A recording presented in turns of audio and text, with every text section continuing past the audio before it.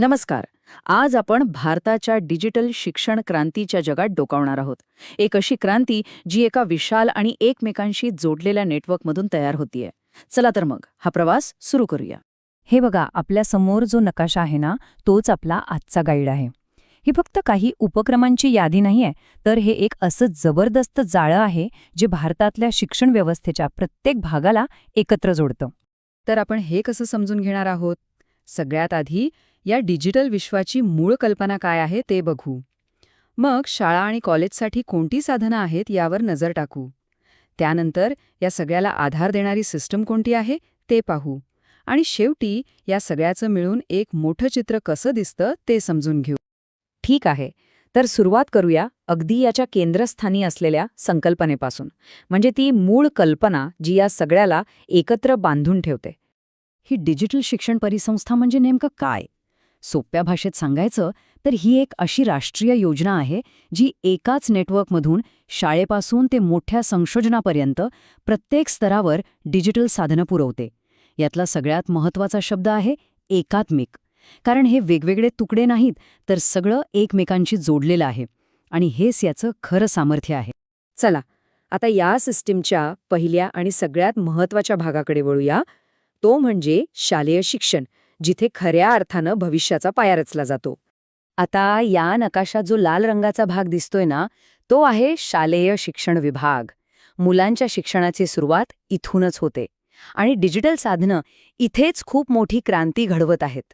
शालेय शिक्षणाला सपोर्ट करण्यासाठी दीक्षा, ई-पाठशाला, शाला दर्पण आणि शाला सिद्धी यांसारखी अनेक प्लॅटफॉर्म्स तयार केली आहेत. आणि या प्रत्येकाची एक खास आणि महत्त्वाची भूमिका आहे.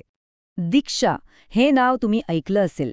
हे खरं तर शिक्षक आणि विद्यार्थी दोघांसाठी एक खजिना आहे. विचार करा, ही एक अशी राष्ट्रीय डिजिटल लायब्ररी आहे जिथे अभ्यासक्रमाशी संबंधित ई-बुक्स, व्हिडिओज सगळं काही मिळतं. आणि हो, हे फक्त विद्यार्थ्यांसाठी नाही, तर शिक्षकांनाही त्यांचं शिकवण्याचं कौशल्य सुधारायला मदत करतं. शाळेनंतर काय? तर उच्च शिक्षण. चला पाहूया, ज्ञानाच्या या पुढच्या टप्प्यावर डिजिटल साधनांमुळे शिक्षणाला कशी एक नवी दिशा मिळतेय. आता बघा, नकाशातला हा निळा भाग, हा आहे उच्च शिक्षणाचा. हे असं क्षेत्र आहे जिथे विद्यार्थी आणि संशोधकांसाठी ज्ञानाचे दरवाजे अक्षरशः उघडले जातात. त्यांच्या शिकण्याच्या कक्षा अमर्याद होतात. यामध्ये तर खूप मोठी यादी आहे. स्वयंसारखे प्लॅटफॉर्म्स आहेत जिथे ऑनलाईन कोर्सेस करता येतात. नॅशनल डिजिटल लायब्ररी आहे, शोधगंगा आहे. म्हणजे उच्च शिक्षणासाठी लागणारे जवळजवळ सर्व स्रोत इथे उपलब्ध आहेत. नॅशनल डिजिटल लायब्ररी म्हणजे NDL हे तर एक अप्रतिम उदाहरण आहे. जरा विचार करा, जगभरातली लाखो पुस्तकं आणि लेख असलेली एक अख्खी लायब्ररी चक्क आपल्या खिशात, आपल्या मोबाईलमध्ये. आणि सगळ्यात भारी गोष्ट म्हणजे हे सगळ्यांसाठी पूर्णपणे मोफत आहे. बरं, आपण शालेय आणि उच्च शिक्षणाबद्दल बोललो, पण या सगळ्याला सपोर्ट कोण करतं? हा सगळा डोलारा नक्की कशावर उभा आहे? आणि याचं उत्तर आहे या सिस्टमचा तिसरा आणि तितकाच महत्त्वाचा भाग, सपोर्ट सिस्टम, जी या संपूर्ण परिसंस्थेला मागून आधार देते. आता आपलं लक्ष जाईल या हिरव्या भागाकडे. ही आहे सहाय्यक प्रणाली. ही प्रणाली पडद्याआड राहून काम करते, पण तिच्याशिवाय ही पूर्ण सिस्टम सुरळीत चालू शकत नाही. म्हणजे बघा, इथे 3 मुख्य गोष्टी आहेत. पहिलं, आर्थिक मदत, जसं की विद्यालक्ष्मी पोर्टल, जे विद्यार्थ्यांना एज्युकेशन लोन मिळवून देतं. दुसरं, संशोधन आणि संधी, जसं की NATS दर्पण. आणि तिसरं, शैक्षणिक प्रामाणिकपणा, म्हणजे शोधशुद्धीसारखी सॉफ्टवेअर्स जी संशोधनातली चोरी रोखतात. चला, आता हे सगळे वेगवेगळे तुकडे जोडून बघूया की हे संपूर्ण चित्र नक्की दिसतं कसं. या पूर्ण नकाशावर पुन्हा एकदा नजर टाका.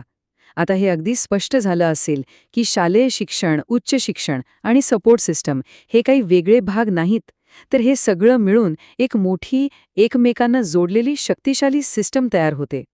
आणि या सगळ्याचा उद्देश काय? तर एकच, असं शिक्षण जे एकत्रित आहे, एकमेकांशी जोडलेलं आहे आणि सगळ्यात महत्त्वाचं, जे सगळ्यांसाठी खुलं आहे. पण मग विचार करण्यासारखा प्रश्न हा आहे की ही जी एवढी मोठी डिजिटल परिसंस्था तयार झाली आहे ती खरंच भारताचं भविष्य कसं घडवेल आणि देशाच्या प्रगतीवर याचा नेमका काय परिणाम होईल यावर विचार करायलाच हवा.